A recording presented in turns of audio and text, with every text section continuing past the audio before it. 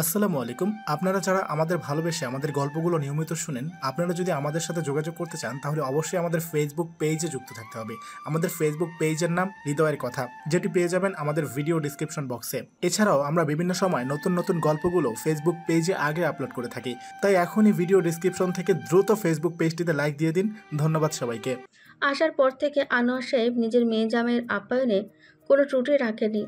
এটা ওটা খাইয়েই যাচ্ছেন। রাত 10টা পর্যন্ত সকলে আড্ডা দিয়ে ঘুমোতে চলে গেছেন।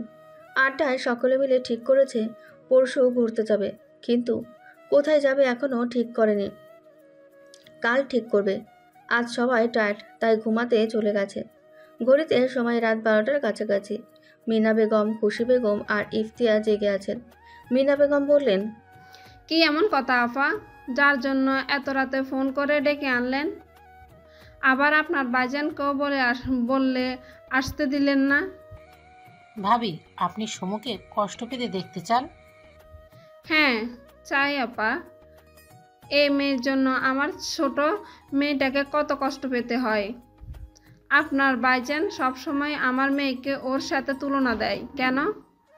কি এমন আছে ওই সুমুর মধ্যে যে আমার মেয়েকে এত এর মতো হতে হবে? মেয়েটা আমার কাছে এসে কাঁদে, মা হয়ে সহ্য হয় না আমার। আমি চাই ওই সুমু কাঁদুক, কিন্তু কিভাবে আপা? খুশি বেগম হেসে বললেন, আমার কাছে একটা প্ল্যান আছে ভাবি। মিনা বেগম ভ্রুকুচকে বললেন, কি প্ল্যান? সুমুর বিয়ে দিয়ে। মিনা বেগম অবাক হয়ে তাকিয়ে বললেন, বিয়ে? কিন্তু কার সাথে? আমার বান্ধবী হাসনার ছেলের সাথে। ছেলেটা খুব ভালো, একটা মেয়েকে খুব ভালোবাসে, কিন্তু হাসনার সেই মেয়েকে একদম পছন্দ না। হাসনার গায়ে হলুদে এসে সুমুকে পছন্দ করে, আমাকে জানায়, আমিও রাজি হই। কিন্তু ভাবি, ছেলেটা তো অন্য একটা মেয়েকে ভালোবাসে, সুমুকে বিয়ে করতে কেন রাজি হবে? খুশি বেগম বাঁকা হেসে বললেন, সেই ব্যবস্থাই করে ফেলেছি। গায়ে হলুদের দিনই আমি সুমুর কিছু ছবি হাসনাকে দিই ওর ছেলেকে দেখানোর জন্য, কিন্তু ওর ছেলে তো ছবি দেখলই না। কল করে হাসনা আমাকে জানায় ছেলে কিছুতেই রাজি হচ্ছে না, ইভেন মেয়ের ছবি পর্যন্ত দেখিনি। তখন আমি হাসনাকে বলি অসুস্থতার নাটক করে ছেলেকে রাজি করাতে। হাসনা আমার কথা মতোই কাজ করে। এখন হাসনার ছেলে হাসনাকে কথা দিয়েছে যে সে তার মায়ের সব কথা শুনবে, নিজের ইচ্ছেতে না হোক বাধ্য হয়ে ছেলেটা বিয়েতে রাজি। আর এতেই আমার লাভ। বিয়ের পর সুমু স্বামীর ভালোবাসা কোনোদিনও পাবে না, আর হাসনাও সুমুকে বাড়ির কাজের লোকের মতো করে রাখবে, অত্যাচার করবে, কথা শোনাবে। সুমুকে সারা জীবন চোখের জল ফেলতে হবে। কথাগুলো বলেই হেসে উঠলেন খুশি বেগম। সাথে মিনা বেগম আর ইফতিয়াও হেসে উঠল। হাসি থামিয়ে খুশি বেগম বললেন, ভাবি, ভাইজানকে আপনার রাজি করাতে হবে। এই শুক্রবারেই সুমুর বিয়েটা দিয়ে দিতে হবে। আড়াল থেকে সব কথা শুনল দুজন। মানবী কথাগুলো শুনে আর 1 মিনিটও দাঁড়ালো না তারা। ছাদের দিকে পা বাড়ালো।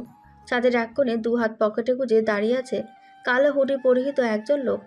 মানবী দুজন লোকটা পেছনে এসে দাঁড়ালো। লোকটি পেছনে না তাকিয়েই বলল, এনি আপডেট? একজন মানবী খুশি বেগমের পুরো প্ল্যানের কথা খুলে বলল লোকটিকে। কথাগুলো শুনে লোকটা বাঁকা হাসলো, মুখে বলল, ছেলেটার নাম্বার জোগাড় করে দিতে পারবে? জি পারবো। ওকে, ট্যুর থেকে আসার পর নাম্বারটা জোগাড় করবে। আর এই ফোনটা রাখো, যে কোনো আপডেট এই ফোনের মাধ্যমে আমাকে জানাবে। ফোনটা হাতে নিয়ে মানবী দুজন চলে গেল। লোকটি আকাশের দিকে তাকিয়ে বাঁকা হেসে বিড়বিড়িয়ে বলল, তোমাকে আমার থেকে কেউ কেড়ে নিতে পারবে না। See you will be my sweater. ঘড়ির কাঁটায় দুপুর 2টো বাজে। শেহেরাজরা সেই সকালে নাস্তা করে ঘুরতে বেরিয়েছে, এখনও ফেরেনি। সুমো বিষণ্ণ মনে ছাদে দাঁড়িয়ে আছে, দৃষ্টি তার বাড়ির গেটের দিকে। হাসি বেগম অনেকবার এসে ডেকে গেছেন। শীতকাল হলেও দুপুরে রোদের তেজ একটু বেশি থাকে। দুপুরে খেয়ে সকলে ভাত ঘুম দিচ্ছে। সুমুর দুপুরবেলায় ঘুম আসে না। গেটের দিক থেকে চোখ সরিয়ে দূরে গাছে মগডালের ওপর বসা পাখি দুটির দিকে চোখ গেল সুমুর। পাখি দুটি হয়তো প্রেম করেছে, নয়তো একজন আরেকজনের মাথা নিয়ে বুকের সাথে মিশিয়ে অপরজনকে আগলে রাখবে কেন? আগলে রেখেছে, হ্যাঁ সত্যিই তো আগলে রেখেছে। নিজের মনকে প্রশ্ন করে নিজেই নিজের মনের প্রশ্নের উত্তর দিল সুমু। আবারও তার মনে নতুন প্রশ্ন জাগলো। বিড়বিড়িয়ে বলল, আচ্ছা, আমাকে কি কেউ কোনোদিনও আগলে রাখবে, ভালোবাসবে? আচ্ছা, কেউ কি কোনোদিনও এক আকাশ সমপরিমাণ ভালোবাসা নিয়ে আমার সামনে আসবে? কে আসবে? খান সাহেব? নামটা বলে আফসোসের সাথে হাসলো সুমু। সাথে বুক ফেটে বেরিয়ে এলো দীর্ঘশ্বাস। আবারও বলল, কি যোগ্যতা আছে আমার তাকে নিয়ে স্বপ্ন দেখার? কোথায় কোথায় সে আর কোথায় আমি? চাঁদকে দূর থেকেই দেখতে হয়, তাকে ধরতে চাও মরীচিকা ছাড়া কিছুই না। খান সাহেবও আমার কাছে মরীচিকা, আমাকে কোনো দিক দিয়ে তার সাথে মানায় না। সে তো এক ফালি চাঁদের টুকরো, আর আমি। কথাটা শেষ করতে পারল না সুমু। গাড়ির শব্দ কানে আসতে গেটের দিকে তাকালো সে। রাহিন ভাইয়ারা এসে গেছে, তার মানে খান সাহেবও এসেছে। কথাটা বলে দৌড়ে নিচে নামলো সুমু। রাহিনটা বাড়ির ভেতরে ঢুকলো। সুমু করিডোরে দাঁড়িয়ে দেখছে রাহিন ও তার ফ্রেন্ডরা সবার জন্য গিফট নিয়ে এসেছে।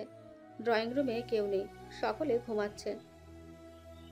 হাসি বেগম জেগেছিলেন রাহিনদের জন্য। তিনিও কিছুক্ষণ আগে সুমুকে বলে ঘুমাতে চলে গেছে। সুমু করিডোর ছেড়ে নিচে নেমে এলো। রাহিনের উদ্দেশ্যে বলল, ভাইয়া, তোমরা গোসল করে খেতে আসো, বাড়ির সকলে ঘুমাচ্ছে, আমি তোমাদের খাবার সার্ভ করে দিচ্ছি। রাহিন সুমুর দিকে তাকিয়ে হেসে বলল, তোকে আর কষ্ট করতে হবে না সুমু, আমরা খেয়ে এসেছি, তুই উপরে যা, আমরা ফ্রেশ হয়ে একটু রেস্ট নেব। সুমু আচ্ছা বলে চলে গেল। রাহিনটাও রুমে চলে গেল। শেহরাজ নিচের রুমে এসে হাতের ঘড়ি খুলে টেবিলের উপর রাখলো। ফোনটা দিয়ে কাঙ্ক্ষিত জায়গায় মেসেজ দিয়ে গায়ের শার্ট খুলে টাওয়াল নিয়ে ওয়াশরুমে ঢুকলো শাওয়ার নিতে। বেশ কিছু সময় পর মাথা মুছতে মুছতে বেরিয়ে এলো ওয়াশরুম থেকে। পরনে শুধু টাওয়াল। ড্রেসিং টেবিলের সামনে দাঁড়িয়ে মাথা মুছতে ব্যস্ত হয়ে পড়ল। তখনই রুমের দরজায় নক পড়ল। শেহরাজ অনুমতি দিল রুমে ঢুকতে। সুমুর হাতে চায়ের কাপ। রুমে মাথা নিচু করে ঢুকলো সুমু। এখনো মাথা তুলে তাকায়নি সুমু। মাথা নিচু করেই হেঁটে টেবিলের কাছে গিয়ে টেবিলের উপর চায়ের কাপটা রাখলো। মাথা তুলে তাকাতে তাকাতে বলল, আচ্ছা, এমন অসময়ে চা খায় কে বলুন তো? এই নিন আপনার চা। চোখ চড়ক গাছ সুমুর। মুখ হাঁ হয়ে গেল। চোখের সামনে এমন দৃশ্য দেখবে কল্পনাও করেনি সুমু। ভিডিওতে দেখলেও লজ্জায় চোখ সরিয়ে নিত সুমু, কিন্তু আজ লজ্জায় মরি মরি অবস্থা সুমুর। চোখের সামনে তার খান সাহেব শুধু একটা টাওয়াল পরে ড্রেসিং টেবিলের সামনে দাঁড়িয়ে আছে। ফর্সা পিঠের ওপর বিন্দু বিন্দু পানি মুক্তদানার মতন চিকচিক করছে। চুলগুলো কপালের ওপর লেপ্টে আছে, তা দিয়ে চুয়ে চুয়ে পানি পড়ছে। কতটা স্নিগ্ধ লাগছে দেখতে। পেশিবহুল হাতগুলো ফুলে আছে। আমাকে পর্যবেক্ষণ করা হয়ে গেলে আসতে পারো, আর যদি না হয়ে থাকে তাহলে সামনে এসো, বাকিটাও খুলে দিচ্ছি, ভালো করে পর্যবেক্ষণ করো। হঠাৎ শেহরাজের কণ্ঠে ধ্যান ভাঙল সুমুর। লজ্জায় আর তাকিয়ে থাকতে পারল না। চোখ নামিয়ে নিয়ে অবাক হয়ে বলল, বাকিটাও খুলে দেবেন মানে? ইস, শেহরাজ আয়নার মধ্যে দিয়ে সুমুর লজ্জা পাওয়া মুখটা দেখল। ঠোঁটে দুষ্টু হাসি ঝুলিয়ে বলল, আমি জানতাম তোমার মোটা মাথায় আমার এমন সহজ কথাটা ঢুকবে না, তাই বলছি আমার সামনে এসো, খুলে দিয়ে তোমাকে বোঝাচ্ছি যে আমি বাকিটা বলতে কি বুঝিয়েছি। এই মুহূর্তে সুমুর মনে হচ্ছে কথাটা শোনার সাথে সাথে জমিন ফেটে চৌচুর হয়ে গেল না কেন। তাহলে সুমু মাটির নিচে গিয়ে নিজেকে লুকাতো। কি লজ্জা! এই খান সাহেবটা এত অসভ্য, আগে জানলে কোনোদিনও ওনার সামনে আসতাম না। কথাগুলো মনে মনে ভেবে ছুটে রুম থেকে বেরিয়ে গেল সুমু। শেহরাজ সুমুর যাওয়ার পানে তাকিয়ে হেসে বলল, এই অসময়ের চা খাওয়ার কারণ তুমি কি কোনো দিনও বুঝবে না সুইটার? তোমাকে এক পলক আলাদাভাবে দেখার পিপাসা এই চায়ের মাধ্যমে মেটে আমার। সন্ধ্যায় ড্রয়িং রুমে সকলে উপস্থিত। আনোয়ার সাহেব, রিসাত সাহেব, শামীম সাহেব, ইফতিয়াক সাহেব, নয়ন সকলে সোফায় বসে খোশ গল্পে মজেছে। মিনা বেগম, হাসি বেগম, খুশি বেগম সবার জন্য চা নাস্তা বানাচ্ছেন। সুমরা সকলে মাইশার রুমে আড্ডা দিচ্ছে। শেহরাজরা সকলে নিচে নেমে এলো। হাতে সকলে শপিং ব্যাগ। রাহিন সাইফকে বলল, ওই রাইফ, যা তো বাকি সবাইকে ডেকে নিয়ে আয়। সাইফ দৌড়ে চলে গেল সুমুদের ডাকতে। সুমুরা আড্ডায় মেতেছে। তাদের টপিক ঘুরতে যাওয়া নিয়ে। সকালে সকলে মিলে ঠিক করেছে কক্সবাজার যাবে। রাইফ রুমে এসে বলল, আপুরা তোমরা সকলে নিচে চলো, রাইহিন ভাইয়া ডাকছে। রাইহিন ভাইয়া ও তার সব ফ্রেন্ডদের হাতে শপিং ব্যাগ, মনে হয় সকলকে গিফট দেবে। চলো চলো তাড়াতাড়ি নিচে চলো। কথাটা বলে রাইফ আবারও দৌড়ে চলে গেল। মায়েশারাও আর বসে থাকলো না, উঠে পা বাড়ালো ড্রয়িং রুমের উদ্দেশ্যে। সুমুকে বাদে সকলেই চলে যাচ্ছিল। সামিয়া সুমুকে বসে থাকতে দেখে বলল, সুমু আপু, তুমি বসে আছো কেন? নিচে যাবে না? সুমুর মনে পড়ে গেল দুপুরের কথা। সে বালিশে মাথা দিয়ে বলল, না রে, তোরা যা, আমার খুব ঘুম পাচ্ছে। মাইশা সুমুর কথা শুনে ভ্রু কুচকে তাকিয়ে বলল, ঘুম পাচ্ছে মানে? এই তো দিব্যি আমাদের সাথে আড্ডা দিলি, তখন তো তোর চোখে কোনো ঘুম ছিল না। যেই নিচে যাবার কথা শুনলি অমনি ঘুম পেয়ে গেল। ব্যাপারটা কি তোর বলতো? নিচে কেন যেতে চাইছিস না? সুমু বোকার মতন হেসে বলল, আসলে কি বলো তো আপু, ঘুম আমার তখনও পাচ্ছিল, কিন্তু তোমাদের বুঝতে দেইনি। তখন আড্ডা দিচ্ছিলাম, তাই ঘুমটা দু চোখের কাছে খুব একটা পাত্তা পাইনি। এখন তো আড্ডাটা ভেঙে গেছে, আর ঘুমটাও সুযোগের অপেক্ষায় ছিল। আড্ডাটা ভেঙে যাওয়াতে ঘুমটাও পাত্তা পেয়ে গেল, আর দুই চোখে এসে ভর করলো। এখন আর কোনোভাবেই আমি এই ঘুমকে ফেরাতে পারবো না। তোমরা যাও। কথাগুলো বলে চোখ বন্ধ করলো সুমু। মাইশা খুব ভালো করেই বুঝতে পারছে এসব সুমুর নিচে না নামার বাহানা। মাইশার মাথায় একটি প্ল্যান আসলো। সে মুখে বলল, আচ্ছা চুমু, তাহলে তুই ঘুমা, আমরা যাই। মাইশা সকলকে নিয়ে রুমের বাইরে গেল, কিন্তু নিচে গেল না। সকলকে নিয়ে দরজার বাইরে দাঁড়িয়ে রইল। সুমু মাইশাতে চলে যেতে দেখে বিছানা থেকে লাফ দিয়ে উঠল, আর তখনই হুড়মুড়িয়ে মাইশারা রুমে ঢুকলো। নাজমিন বলল, সুমু আপু, তুমি নাকি ঘুমাও? এটা তোমার ঘুম? বসে তাকিয়ে তাকিয়ে ঘুমাচ্ছ তুমি? সামিয়া বলল, আরে নাসমিন, বুঝিস না? আপু ট্রেন্ড বের করছে, নতুন স্টাইলে ঘুমানোর ট্রেন্ড। সামিয়ার কথা শুনে সকলে হেসে উঠল। মাইশা বলল, ঘুম না, ঘোড়ার ডিম পেয়েছে ওর। রাইসা বিরক্তি নিয়ে তাকিয়ে আছে সুমুর দিকে, মুখে বলল, এত ঢং করার কি মানে সুমু আপু? তোমার ঢং দেখলে বিরক্ত লাগে আমার। সবার কাছে ইম্পর্টেন্স পাওয়ার জন্য এসব ইচ্ছে করে করো তুমি, তাই না? ইফতিয়া বলল, ঠিক বলেছিস রাইসা, এই সবও ইচ্ছে করেই করে, যাতে সবাই ওকে দাম দেয়। যত সব নেকামো। রায়সা আর ইফতিয়ার কথা শুনে সকলের মুখের হাসি নিভে গেল। মাইশা ইফতিয়া আর রায়সাকে ধমকে বলে উঠল, এইসব কী ধরনের ব্যবহার তোদের? কার সাথে কিভাবে কথা বলতে হয় জানিস না? কোনো ম্যানার্স শিখিসনি, তাই না? রায়সা বোনের ধমকে আর কোনো কথাই বলল না। ইফতিয়া ভ্রুকুচকে বলল, সরি আপু, তবে এত ন্যাকামি দেখলে গা জ্বলে যায়, তাই তখন আর ম্যানার্স ঠিক থাকে না। সুমু হাসে ওদের দুজনের কথা শুনে, যেন ওদের দুজনের কথা শুনে খুব মজা লাগছে ওর। মুখে হাসি রেখে ইফতিয়ার উদ্দেশ্যে বলল, আমার ন্যাকামি দেখলে যদি তোর গা এতই চলে যায়, তাহলে দেখিস না আমার ন্যাকামি। আমি কি তোকে ইনভাইট করে নিয়ে আসি আমার ন্যাকামি দেখার জন্য? ইফতিয়া সুমুর দিকে তাকিয়ে বলল, শোন, চোখের সামনে ন্যাকামি করলে দাওয়াত দিয়ে আনতে হয় না। সুমু আবারও হেসে বলল, তাহলে রাখিস কেন? তোর চোখ দুটো আমার দিকে, চোখ বন্ধ করে রাখতে পারিস না? আর রাইসা, তোর যখন এতই বিরক্ত লাগে, তাহলে তুইও তাকাস না আমার দিকে। তাহলে তো আর দেখতে হয় না আমার ঢং ন্যাকামি। আর শোন, ন্যাকামি ঢং মেয়েরাই তো করে, ছেলেরা না। আর আমি যেহেতু মেয়ে, আমি তো ন্যাকামি ঢং করবই। তোদের ইচ্ছা করলে তোরাও করতে পারিস। সুমুর কথা শুনে আর 1 মিনিটও দাঁড়ালো না ওরা। দুজনেই হনহন করে বেরিয়ে গেল রুম থেকে। ওরা দুজন বেরিয়ে যেতেই আবারও উচ্চস্বরে হেসে উঠল সুমুরা। মাইশা গিয়ে সুমুকে বেড থেকে টেনে নামালো। 4 জনে চলে গেল ড্রয়িং রুমের উদ্দেশ্যে। ড্রয়িং রুমে অলরেডি সকলকে গিফট দেওয়া হয়ে গেছে। মাইশারা আসতেই ওদের গিফট দিল রাহিন। আনোয়ার সাহেব বারবার করে বলেছেন এসবের কোনো প্রয়োজন ছিল না।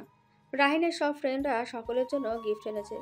শেহরাজ পুরুষদের জন্য পাঞ্জাবি, মহিলাদের জন্য শাড়ি আর ছোটদের জন্য ড্রেস এনেছে। আয়ুব সকলকে জুতো গিফট করেছে। এইভাবে এক একজনে এক একটা জিনিস গিফট করেছে। শেহরাজ সবাইকে গিফট দিলেও সুমুকে দেয়নি। আয়ুব জিজ্ঞাসা করলেই বলেছে, সুমুর কথা আমার মনে ছিল না, অন্য একদিন ওর জন্য নিয়ে আসবো। হাসি বেগম বারণ করেছে শেহরাজকে। আর কিছু না কিনতে। আইবরা ঠোঁট টিপে হাসে। ওরা খুব ভালো করেই জানে শেহরাজ সবার জন্য গিফট আনতে ভুলে গেলেও সুমুর জন্য গিফট আনতে কিছুতেই ভুলবে না। সুমু অভিমান হয়েছে খুব। সে তো নিচে আসতেই চাইছিল না। মায়ের সাবুরায় জোর করে ওকে নিয়ে এলো। এখানে না আসলে এত বড় অপদস্থ হতে হতো না তাকে। উনি সকলের জন্য আনলো আর আমার কথাটাই ভুলে গেল। যাবে নাই বা কেন? আমি কে যে আমার কথা ওনাকে মনে রাখতেই হবে? কথাগুলো মনে মনে বলে মুখে বলল, আমার কিছু লাগবে না, আমার নতুন ড্রেস অনেক আছে। শেহরাজ সুমুর দিকে তাকিয়ে একবার দেখে নিল ওই অভিমান করা মুখটা। সুমুর মুখটা দেখে বড্ড হাসি পেল শেহরাজের। তবুও নিজেকে সংযত রেখে বলল, আঙ্কেল, আমি ওপরে যাচ্ছি ফ্রেশ হতে। আনোয়ার সাহেব শেহরাজের দিকে তাকিয়ে বললেন, হ্যাঁ বাবা, যাও। ফ্রেশ হয়ে এসে ডিনার করে নাও। তারপর রুমে গিয়ে লাগেজ গুছিয়ে তাড়াতাড়ি ঘুমিয়ে পড়ো। কাল সকাল সকাল বেরোতে হবে তো তোমাদের সকলকে। শেহরাজ মাথা নাড়িয়ে সিঁড়ি বেয়ে ওপরে চলে গেল। আনোয়ার সাহেব সকলের উদ্দেশ্যে বললেন, সবাইকে রুমে গিয়ে লাগেজ গুছিয়ে নাও। কেউ আজ রাত জাগবা না, তাড়াতাড়ি ঘুমিয়ে পড়বে। আনোয়ার সাহেবের আদেশ হয়ে সকলে যার যার রুমে চলে গেল গিফট রেখে আসতে। রাইসা আর ইফতিয়া অনেক খুশি হয়েছে মনে মনে। শেহরাজ সুমুকে গিফট দেয়নি বলে। দুজনে সুমুর সামনে দিয়ে হেসে যেতে যেতে ইফতিয়া বলল, এই রাইসা, জানিস এই ড্রেসটা আমার জীবনের সব থেকে প্রিয় ড্রেস। এটা আমি যত্ন করে তুলে রাখবো। কথাটা বলে ইফতিয়া শপিং ব্যাগের ওপর চুমু খেলো। রাইসা বলল, আমার ক্রাশ শেহরাজ খানের দেওয়া ড্রেস। আমি তো কাল কক্সবাজারে এটাই পরে যাব। এই ইফতিয়া আপু, কাল তুমি আমাকে অনেক পিক তুলে দিবে। আমি সেই সব পিক সোশ্যাল মিডিয়াতে আপলোড দেব। কথাগুলো বলে দুজনেই হাসতে হাসতে ওপরে চলে গেল। সুমুকে দাঁড়িয়ে থাকতে দেখে আনোয়ার সাহেব সুমুর কাছে এসে মাথায় হাত রেখে বললেন, ছেলেটা অনেক বিজি মামুনি, তাই হয়তো ভুলে গেছে। তুমি মন খারাপ করো না, কক্সবাজার থেকে ঘুরে আসো, আমি তোমাকে নতুন ড্রেস কিনে দেব। সুমু আনোয়ার সাহেবের কথায় মুচকে এসে বলল, আমি মন খারাপ করিনি মামা, আমার সত্যিই নতুন ড্রেস লাগবে না। আনোয়ার সাহেব সুমুর কথা শুনে আলতো হেসে বললেন, তুমি অনেক লক্ষ্মী মেয়ে মামুনি, যাও খেয়ে শুয়ে পড়ো। আনোয়ার সাহেব চলে গেলেন। সুমু রান্নাঘরের দিকে যেতে নিচ্ছিল, তখনই সামনে এসে দাঁড়ালো লামিয়া। মুখে তার তৃপ্তির হাসি। মুখ দিয়ে চবর্গীয় শব্দ করে বলল, কিছু জ্বলছে মনে হচ্ছে। এই সুমু, তুমি কি পোড়া পোড়া একটা স্মেল পাচ্ছ না? আমি পাচ্ছি জানো। আমার কোনো দিনই পোড়া গন্ধ ভালো লাগতো না জানো, কিন্তু আজ এই তোমার মন পোড়া গন্ধটা আমার খুব ভালো লাগছে। ইচ্ছে করছে পারফিউম বানিয়ে রোজ ইউজ করি। তোমার জন্য খুবই কষ্ট হচ্ছে সুমু, যার জন্য তোমার এত বিদ্রোহ, সেই তোমার জন্য গিফট আনতে ভুলে গেল। See it's not fair. তোমার খান সাহেব সত্যিই তোমাকে ভুলে গেল, এরপরও বলবে সে তোমার খান সাহেব? সুমু লামিয়ার দিকে শীতল দৃষ্টিতে তাকালো।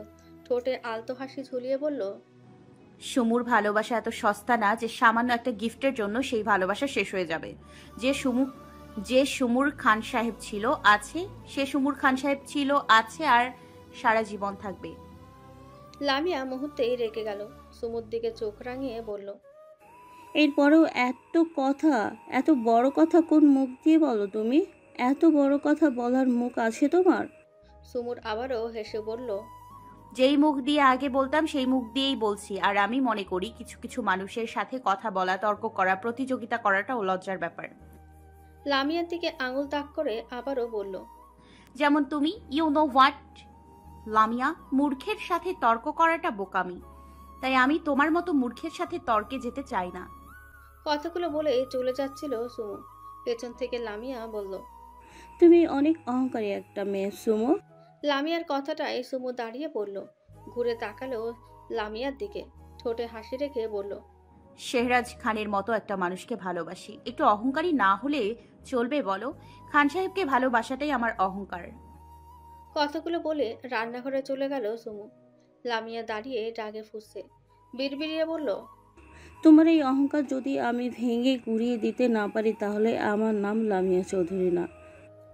সকলে ডিনার শেষ করে লাগেজ গুছাতে চলে গেছে। সুমুর মন একটু খারাপ। সকলকে যোগ্য জবাব দিলেও দিন শেষে আমি তো মানুষ, আমার খারাপ লাগে তো, কষ্ট হয়তো। কথাটাগুলো ভাবছে আর লাগেজ প্যাক করছে সুমু। যাবার বিন্দু মাত্র ইচ্ছে নেই, তবুও যাচ্ছে। কারণ অতগুলো শাকচুনির মাঝে তার সাদাসিধে নিষ্পাপ খান সাহেবকে ছেড়ে দিতে পারে না সুমু। লাগেজ প্যাক করছে আর ফোনের দিকে বারবার তাকাচ্ছে সুমু। ঘড়ির কাঁটায় রাত 10টা। সন্ধ্যা থেকে এখনো পর্যন্ত কাঙ্ক্ষিত মানুষটা টেস্ট করেনি সুমুকে। সুমু অপেক্ষা করেছে তার মেসেজের। হঠাৎ ফোনে টং করে শব্দ হলো। খুশিতে চকচক করে উঠল সুমুর মুখ। মেসেজটা আর পড়ে দেখার প্রয়োজন মনে করলো না সুমু। ফোনটা হাতে নিয়ে দৌড়ে চলে গেল রান্নাঘরে। বেশি করে দুধ দিয়ে দারুণ এক কাপ চা বানালো সুমু। চায়ের কাপটা হাতে নিয়ে ছুটলো কাঙ্ক্ষিত রুমটার সামনে। শেহরাজের পারমিশন পেয়ে রুমে ঢুকলো সুমু। চায়ের কাপটা টেবিলের ওপর রেখে চলে আসতে নিল। তখনই শেহরাজ ডাক দিল, সুমু। পা থমকে গেল সুমুর। মুখ দিয়ে অস্পষ্ট বলল। শেহরাজ ডিভান থেকে উঠে দাঁড়ালো। আলমারি থেকে একটা প্যাকেট বের করে সুমুর পিছে এসে দাঁড়ালো। প্যাকেটটা সুমুর সামনে বাড়িয়ে দিয়ে বলল, দিস ইজ ফর ইউ সুমু। সুমু প্যাকেটটা না নিয়েই ঘুরে দাঁড়ালো। তাকিয়ে রইল তার খান সাহেবের দিকে। শেহরাজ চোখ দিয়ে ইশারা করলো প্যাকেটটার দিকে। ইশারার সাথে সুমু তাকালো প্যাকেটটার দিকে। আনমনি হাতটা বাড়িয়ে প্যাকেটটা হাতে নিল। মাথা নিচু করে প্যাকেটটার দিকে তাকিয়ে রইল। শেহরাজ বুঝতে পারল সুমু নিজের মধ্যে নেই। হাত দিয়ে তুড়ি মারল সুমুর মুখের সামনে।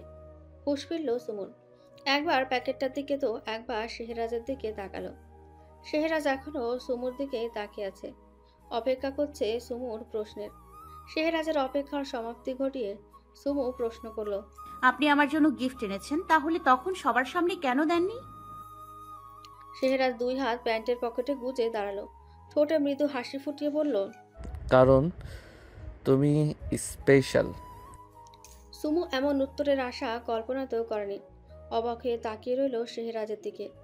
শেহরাজ সুমুর অবাক হওয়া মুখের দিকে তাকিয়ে মিটিমিটি হাসছে। কোরামাতে নিজের হাসিটাকে চেপে বলল, মুখে মশা ঢুকে যাবে তো সুমু। সুমু চটজল দিয়ে মাথা নামিয়ে বলল, স্পেশাল? খুব স্পেশাল। কিন্তু কেন? কারণ তুমি আমাকে রোজ খুব ভালো চা কফি বানিয়ে দাও। আমার খেয়াল রাখো, যখনই বলি তখনই রুমে চা কফি খাবার নিয়ে আসো। তাহলে কি তুমি আমার কাছে স্পেশাল নও বলো? সুমু ভ্রুকুচকে তাকিয়ে আছে তার খান সাহেবের দিকে। মানুষটার একটা কথায় কতটা আশা দেখলো সে। কিন্তু এ কি উত্তর দিল উনি? এই সবের জন্য আমি তার কাছে স্পেশাল? হ্যাঁ ঠিকই তো। তাছাড়া আর কি, অন্য কোনোভাবে আমি কেন তার স্পেশাল হব? চা কফির দিক দিয়ে স্পেশাল হতে পেরেছি, এটাই অনেক। ও মনে মনে কথাগুলো ভেবে মুখে বলল, আচ্ছা। কেন সুমু, তুমি কি ভেবেছিলে? না কিছু না, গিফটের জন্য আপনাকে ধন্যবাদ। আমি তাহলে এখন রুমে যাই। শেহরাজ চায়ের কাপে চুমুক দিয়ে বলল, যাও। আর ড্রেসটা পছন্দ হয়েছে কিনা জানিও। আচ্ছা বলে চলে গেল সুমু। তার খান সাহেব তাকে ভোলেনি। মনে মনে ঠিকই তার জন্য গিফট এনেছে। কথাটা বিড়বিড়িয়ে বলে রুমে গিয়ে খুশি মনে গিফটটা দেখলো সুমু। একটা সুন্দর গর্জিয়াস কালো শাড়ি, তার সাথে ম্যাচিং অর্নামেন্টস। সুমু সবকিছু দেখে খুব অবাক হলো। শাড়িটা চোখ ধাঁধানো সুন্দর। যে কেউ দেখলে শাড়িটার প্রেমে পড়ে যাবে। ঠিক যেমন যে কোনো মেয়ে ওনাকে দেখলে প্রেমে পড়ে যাবে, ঠিক তেমনি যে কোনো মেয়ে ওনার দেওয়া এই শাড়িটা দেখলে এই শাড়িটার প্রেমে পড়ে যাবে। শাড়িটা ঠিক খান সাহেবের মতোই সুন্দর। মানুষটা দেখতে যতটা সুন্দর, মানুষটার পছন্দটাও ঠিক ততটাই সুন্দর। সুমু শাড়িটা গায়ের ওপর দিয়ে আয়নায় একবার দেখে নিল নিজেকে। বলিউড নায়িকা ভেবে আয়নার সামনে অ্যাক্টিং করতে লাগলো। তারপর ফোনটা হাতে নিয়ে মেসেজ করলো কাঙ্ক্ষিত মানুষটাকে। ইফতিয়া আর খুশি বেগম রুমে বসে আছে। ইফতিয়া খুশিতে উন্মাদ হয়ে আছে। বারবার শেহরাজের দেওয়া ড্রেসটা দেখছে। খুশি বেগম মেয়ের কর্মে বিরক্ত হয়ে বললেন, একটা সাধারণ ড্রেস এতবার করে দেখার কি আছে?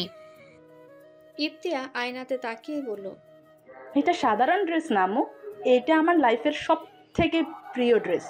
আম্মু তুমি দেখলে শেহরাজ আর সুমুকে কিভাবে সবার সামনে অপমান করলো? খুশি বেগম ফ্রুকুসকে তাকালো মেয়ের দিকে, বললেন, অপমান? হ্যাঁ আম্মু, অপমান। দেখলে না কেমন সবার জন্য গিফট আনলো, শুধু সুমু বাদে। খুশি বেগম মেয়ের বোকা বোকা কথা শুনে রেগে গেলেন। দাঁতে দাঁত চেপে বললেন, বোকামিটা কম করে মাথাটা একটু খাটা। তুই শিওর হলি কি করে সেরাজ সুমোর জন্য কিছু আনেনি? ইফতিয়া আয়না থেকে চোখ সরিয়ে নিজের মায়ের দিকে তাকালো। কথাটা না বোঝার ভঙ্গিতে বলল, মানে তুমি কি বলতে চাইছো আম্মু? খুশি বেগম মেয়েকে ডেকে পাশে বসালেন। মেয়ের মুখের দিকে তাকিয়ে বললেন, তুই বোকা ইফতিয়া, তাই শেয়ারাজের মতো চতুর ছেলের চালাকি ধরতে পারিসনি। তোর ভুল ধারণা যে সেরাজ সুমুকে কিছু দেয়নি। দেখ, হয়তো আলাদাভাবে অবশ্যই কিছু দিয়েছে, আর সেই জিনিসটা হয়তো তোদের দেওয়া জিনিসের থেকেও এক্সপেন্সিভ। ইফতিয়া খুশি বেগমের দিকে ডাব ডাব করে তাকিয়ে আছে। মুখে রা পর্যন্ত কাটল না সে। খুশি বেগম আবারও বললেন, কক্সবাজারে থাকাকালীন ওদের দুজনের দিকে 24 ঘন্টা নজর রাখবি, আর সব আপডেট টাইম টু টাইম আমাকে দিবি। ভোরের আলো এখনো ফোটেনি। চারপাশ কুয়াশায় ঢেকে আছে। সকলে উঠে রেডি হয়ে গেছে। সবাই কাল শেহরাজের দেওয়া ড্রেস পরেছে। সকলে অলরেডি ড্রয়িং রুমে চলে এসেছে। মিনা বেগমরা সকলের জন্য নাস্তা বানাচ্ছে। না খাইয়ে কাউকে ছাড়বে না তারা। বাড়ির বড়রা কেউ যাবে না। আনোয়ার সাহেব বলেছেন ছোটদের আনন্দের মধ্যে তারা ঢুকতে চায় না, আর তাছাড়া সবাই চলে গেলে বাড়ি ফাঁকা হয়ে যাবে, তাই বড়রা কেউ যাবে না। সকলে মিলে ঠিক করেছে গাড়িতে না বাসে যাবে। আনোয়ার সাহেব প্লেনের টিকিট কেটে দিতে চেয়েছিলেন, কিন্তু কেউ রাজি হয়নি। সকলে মিলে ঠিক করেছে বাসে নাচ গান আনন্দ করতে করতে যাবে। হাসি বেগম সকলের জন্য খাবার প্যাক করেছে, সাথে দিয়ে দেবেন বলে। খুশি বেগম নিজেই দুই মেয়েকে বারবার বলেছে ওখানে গিয়ে যাতে সাবধানে থাকে। সকলে নিচে নেমে এসেছে। সুমু এখনও আসেনি। রাহিনরা সকলে হালকা নাস্তা করে বাসের কাছে দাঁড়িয়ে আছে। সুমু মাত্র নিচে নেমে এলো। পরনে তার গোলাপি কালারের চুড়িদার, চুড়িদারের ওপরে গরম শীতের কাপড়। শেহরাজের দেওয়া শাড়িটা পরেনি সে। শাড়িটা পরলে বাড়ির সবার প্রশ্নের মুখোমুখি হতে হবে তাকে, তাই শাড়িটা অন্য একদিন পরবে বলে ঠিক করেছে। নিচে এসে হালকা নাস্তা করে বমির ওষুধ খেয়ে নিল সে। বাস সুমুর একদম পছন্দ হয় না। হাসি বেগম আর শামীম সাহেব দুই মেয়েকে কাছে ডেকে আদর করলো, সাবধানে থাকার কথা বলল। সকলে একসাথে বাড়ির বাইরে এলো। বাড়ির বড়দের থেকে বিদায় নিয়ে সকলে উঠে পড়লো বাসে। এক পাশে সব ছেলেরা আর এক পাশে সব মেয়েরা বসেছে। শুধু মায়েশা আর নয়ন একসাথে বসেছে। শেহরাজ আর আয়ুব একসাথে বসেছে। শেহরাজ যেখানে বসেছে সেখান থেকে সুমুকে স্পষ্ট দেখা যায়। গাড়ি ছাড়লো ভোর 5টা বাজে। আনোয়ার সাহেব ড্রাইভারকে বারবার বলেছেন সাবধানে গাড়ি ড্রাইভ করতে। গাড়ি ছাড়তে না ছাড়তে সকলের গান বাজনা শুরু হয়ে গেল। শেহরাজ তার প্রেয়সীকে দেখছে, যে এখন ঠোঁটে মুচকি হাসি রেখে সকলের হুল্লোড় উপভোগ করছে। সকলে কাশ্মীরি গানে তালে তাল মিলিয়ে গান গাইছে। আয়ুব, রাহিন, সারবাস মাঝে মাঝে দাঁড়িয়ে ডান্স করছে। গাড়ি চলছে নিজ গতিতে। পুরো বাসে আনন্দের জোয়ার বয়ে যাচ্ছে। কক্সবাজার পৌঁছতে পৌঁছতে রাত 9টা বেজে গেল। 15 ঘন্টা 28 মিনিটের রাস্তায় ওদের লেগেছে 17 ঘন্টা। রাস্তা অনেকবার বাস থামিয়ে সকলে এটা ওটা খেয়েছে, ওয়াশরুমে গিয়েছে। আয়ুব ভালো ভিউ পেলে গাড়ি থামিয়ে ভিডিও শ্যুট করেছে। এইভাবে আরও 1 ঘন্টা 30 মিনিট নষ্ট করেছে। সকলে খুব টায়ার্ড। আগে থেকে এই রিসর্ট বুক করে রাখার জন্য কারো খুব একটা অসুবিধা হয়নি। আজ আর কেউ বের হবে না। সকলে ফ্রেশ হয়ে খেয়ে রেস্ট নিতে চলে গেল। কাল ভোরে উঠে সকলে সূর্যোদয় দেখতে যাবে বলে ঠিক করেছে। দুপুর পর্যন্ত সমুদ্র পাড়েই কাটাবে বলে ঠিক করেছে। অন্ধকার থাকতে সকলে ঘুম থেকে উঠেছে। শীতে সবাই ঠকঠক করে কাঁপছে। তারপরেও সবাই সূর্যোদয় দেখতে যাবে। সকলে রেডি হচ্ছে। সুমু ঠিক করেছে আজ শাড়িটা পরবে। শাড়িটা একা একাই পরে নিল সে, কিন্তু কুচি ম্যানেজ করতে পারছে না। সামিয়া আর নাজমিন হেল্প করলো কুচি ধরতে। সামিয়া আর নাজমিন অনেকবার প্রশ্ন করেছে শাড়িটার ব্যাপারে, সুমু বলেনি, তাই দুজনেও কুচি ধরতে চায়নি। সুমু সবটা বলার পরে কুচি ধরে দিয়েছে। সুমু ওদের দুজনকে খুব বিশ্বাস করে, তাই নির্দ্বিধায় বলেছে ওদের। শাড়িটা পরে হালকা সেজে শাড়ির ওপর লেডিস হুডি পরে নিল সুমু। বেরিয়ে পড়লো রুম থেকে। সকলে রিসর্টের বাইরে দাঁড়িয়েছিল। সুমুকে দেখে সকলে অবাক। শেহরাজের নিঃশ্বাস আটকে গেছে, চোখের পলক পড়ছে না। সকলকে তাকিয়ে থাকতে দেখে সুমু লজ্জায় মুখ নামিয়ে নিল।